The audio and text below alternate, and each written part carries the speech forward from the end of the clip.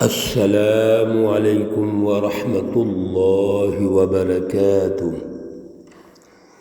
اعوذ باللہ من الشیطان الرجیم، بسم اللہ الرحمن الرحیم۔ یستعجل بها الذین لا یؤمنون بها والذین آمنوا مشفقون منها ويعلمون أنها الحق، ألا إن الذين يمارون في الساعة لفي ضلال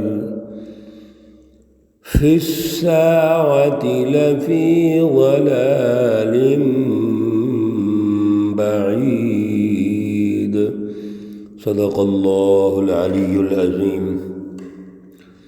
اللہم صلی علی سیدنا ومولانا محمد النبی الأمی وعلى آلہ واصحابہ وبارک وسلم علیہ۔ معزز سامعین و سامعات، سورۃ الشورى پارہ نمبر 25، آیات مقدسہ نمبر 18 اور 19 ہیں۔ اللہ رب العزت ان آیات کا فہم اور شعور عطا فرمائیں اور عمل کی توفیق اور صلاحیت عطا فرمائیں۔ رسول اللہ صلی اللہ علیہ وسلم کے دعوت کے تناظر میں اللہ رب العزت نے دعوت دینا ضروری قرار دے دیا ہے کہ آپ دعوت دیجئے، اور ہر دور میں جو سچی جماعت ہیں ان کی یہ ڈیوٹی ہے کہ وہ اپنے کام کو آگے بڑھاتے رہیں اور پھر اس پر مستقل مزاجی کا مظاہرہ کریں، اور سب سے بڑی بات جو دشمن ہیں، مخالفین ہیں، ان کے پراپیگنڈے سے پریشان نہ ہوں۔ وہ پراپیگنڈا کریں گے، آپ کو ناکام کرنے کے لیے مختلف سازشیں کریں گے۔ آپ نے ان سے مرعوب نہیں ہونا، خوف زدہ نہیں ہونا، اور نہ ہی ان سے کمپرومائز کرنا ہے۔ کسی قسم کی ان کی وہ خواہشات جو اعلیٰ نظریے، اعلیٰ فلسفی کے خلاف ہیں، یا اس جد و جہد کے خلاف ہیں جس کے نتیجے میں انقلاب آنا ہے، آزادی ہونی ہے، غلامی سے آزادی آئے گی اور اللہ رب العزت کی پہچان پیدا ہونی ہے، اس میں ان کے ساتھ کوئی تعاون نہیں رہنا چاہیے، بلکہ لنا اعمالنا وَلَكُمْ أَعْمَالُكُمْ، دو ٹوک کہہ دیا جائے گا، ہمارے لیے ہمارے اعمال ہیں اور تمہارے لیے تمہارے اعمال ہیں۔ اور سب سے بڑی بات یہ ہے کہ اللہ کی رٹ ہونی چاہیے۔ اللہ الذی انزل الکتاب بالحق والمیزان، اللہ نے یہ سچی کتاب مقدس قرآن مجید حق کے ساتھ اور میزان کے ساتھ نازل فرمایا ہے۔ ایک طرف سچی رہنمائی ہے، اعلیٰ فلسفی ہے، اعلیٰ پروگرام ہے اور اللہ رب العزت کی پہچان ہے، اور دوسری طرف انسانیت دوستی کا پروگرام ہے، عدل کا نظام ہے۔ میزان یعنی عدل کا نظام اللہ نے بھیج دیا ہے۔ اب ہونا تو یوں چاہیے کہ یہ جو انسانیت کا پروگرام ہے یہ انسانی فطرت کے مطابق ہے، انسانی نوعی تقاضوں کے مطابق ہے، اس کو تسلیم کیا جائے۔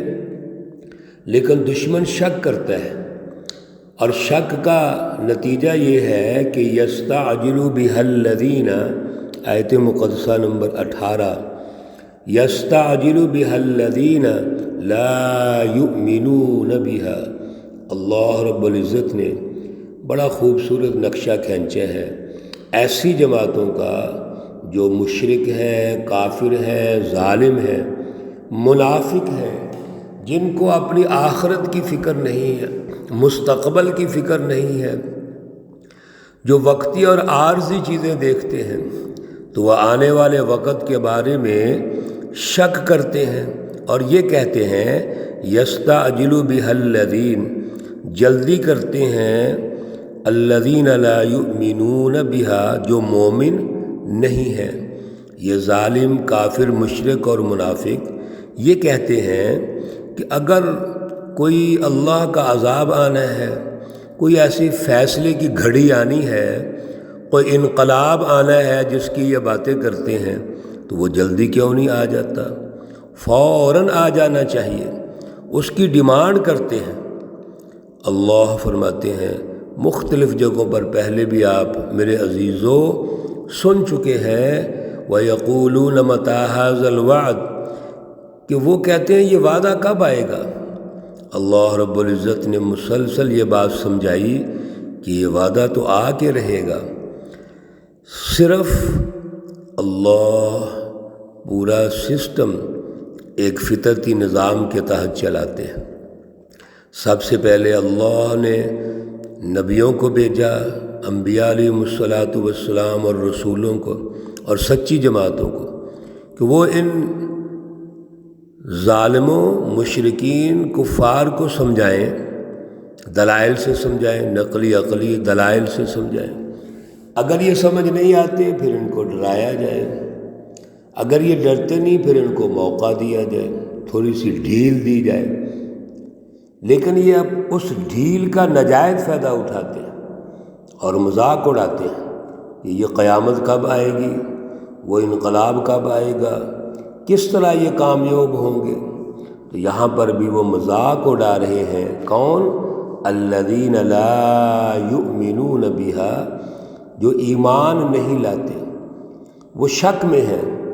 والذین آمنوا مشفقون منها، اور جو سچی جماعت ہے، مومن ہے، ان کو ڈر ہے اس وقت کا۔ وَيَعْلَمُونَ، اور وہ جانتے ہیں، أَنَّهَا الْحَقُّ، کہ بے شک وہ سچ ہے، درست بات ہے، اس میں کسی قسم کا کوئی شک نہیں ہے۔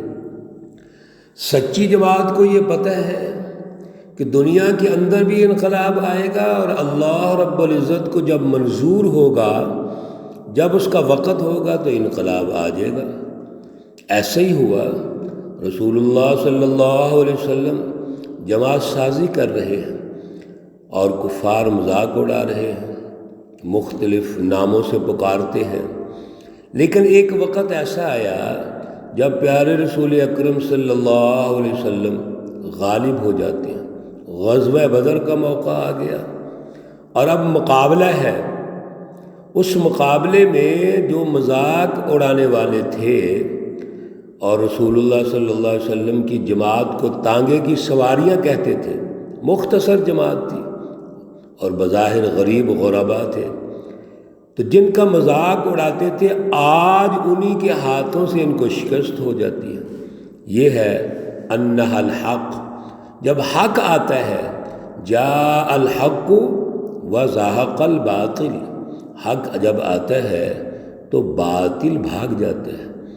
وہ فکر، وہ اعلیٰ سوچ، اعلیٰ فلسفی جو حق ہے، جو ظالموں کی سوچ ہے، طبقاتی سوچ، انتہا پسندی کی سوچ، لڑانے والی سوچ، ظلم کی سوچ اور ظالمانہ نظام پیدا کرنے کے بعد سوسائٹیوں کے اندر فرسودہ سوچ، فرسودہ ذہنیت سے ظلم کا نظام قائم کر دیتے ہیں، سماج اور معاشرے کو تباہ کر دیتے ہیں۔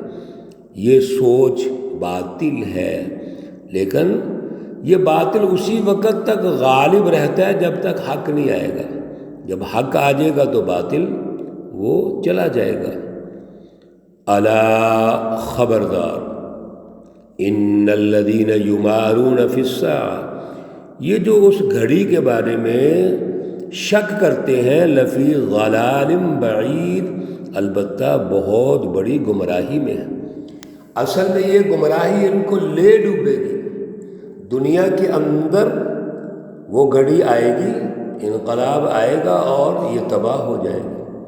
اور اگر یہ دنیا میں بچ بھی گئے تو اللہ رب العزت کی قیامت یوم الدین جو روز جزا ہے وہ آئے گا اور روز جزا سے نہیں بچ سکیں گے۔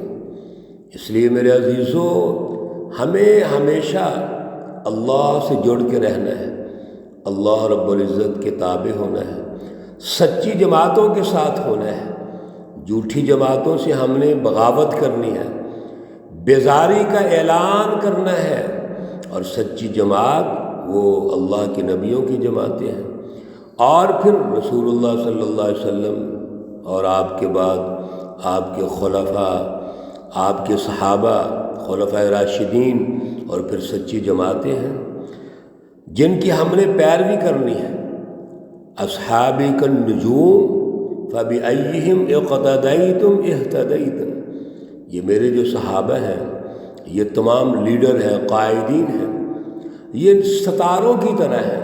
جس طرح ستاروں کی روشنی ہے، میری اس جماعت کی روشنی وہ اعلیٰ فکر کی شکل میں ہے، اعلیٰ رہنمائی کی شکل میں ہے، عدل کے نظام کے قیام کی شکل میں ہے۔ آپ ان کی پیروی کریں۔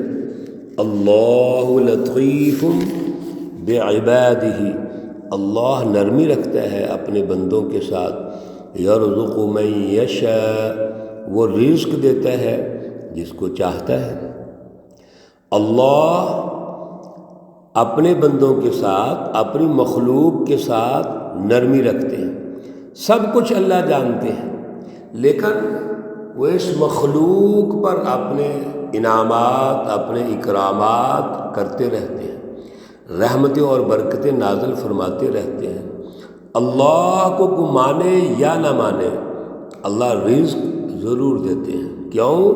وَهُوَ الْقَوِيُّ الْعَزِيزُ، وہ ایک زبردست ہے، طاقت والا ہے۔ سیاسی طور پر غلبے کے لیے طاقت اور قوت کا ہونا ضروری ہے۔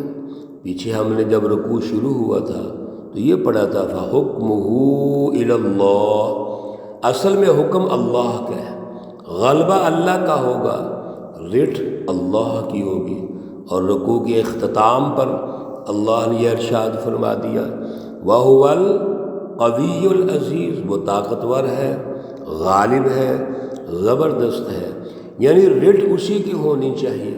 تو سیاسی طور پر اللہ رب العزت یہ چاہتے ہیں کہ اعلیٰ سچی جماعت کی رٹھ ہو، وہ اللہ کے نمائندہ ہے، اور وہ جماعت بلا لحاظ رنگ و نسل، مذہب، خطہ، سب کو ان کے حقوق فراہم کرے۔ اگر وہ اللہ کو نہیں مانتے یا عوام اللہ کا انکار کرتی ہے تو وہ تعلیم و تربیت کے ذریعے سے ان میں خدا شناسی پیدا کرے۔ لیکن جو بنیادی حقوق ہیں وہ تو سب کو دیے جائیں گے۔ اللہ جب بنیادی حقوق دیتے ہیں، رزق دیتے ہیں، تو یہی سیاسی نظام کا کام ہے۔ اس لیے میرے عزیزو، کوئی بھی سیاسی عدل کا جو نظام ہے، اللہ کا جو نظام ہے، وہ کفر کے خلاف نہیں ہوتا، وہ ظلم کے خلاف ہوتا ہے۔ لوگوں کو بنیادی حقوق دیتا ہے، عدل قائم کرتا ہے، اخوت اور مساوات کا نظام قائم کرتے ہیں، اور اعلیٰ شعور پیدا کر کے اللہ کی پہچان پیدا کرتے ہیں۔ لیکن اگر ظلم کا نظام ہے تو اس کے خلاف جنگ کرتے ہیں، جہاد کرتے ہیں، لوگوں کو غلامی سے نکالتے ہیں، ظلم سے نکالتے ہیں، اور اللہ کی طرف جوڑ دیتے ہیں، اللہ کے قریب کر دیتے ہیں، ان میں اللہ کی پہچان پیدا کر دیتے ہیں۔ اللہ رب العزت ہمیں ان سچی تعلیمات کو سمجھنے کی توفیق عطا فرمائے۔ دور حاضر میں اللہ رب العزت ہمیں اعلیٰ کردار اور جد و جہد کی توفیق عطا فرمائے۔ اللہ رب العزت تمام بیماروں کو شفائے کاملہ عاجلہ مستمرہ عطا فرمائے۔ اللہ رب العزت تمام مرحومین و مرحومات کو جنت الفردوس میں اعلیٰ مقام عطا فرمائے۔ ربنا تقبل منا انك انت السميع العليم وتب علينا انك انت التواب الرحيم वसल्लल्लाहु ताला अला नबी उम्मी मुहम्मद व अला आलिहि व अस्हाबिहि अजमईन बिरहमतिक या अरहमर राहिमीन। अस्सलामु अलैकुम व रहमतुल्लाहि व बरकातुहू।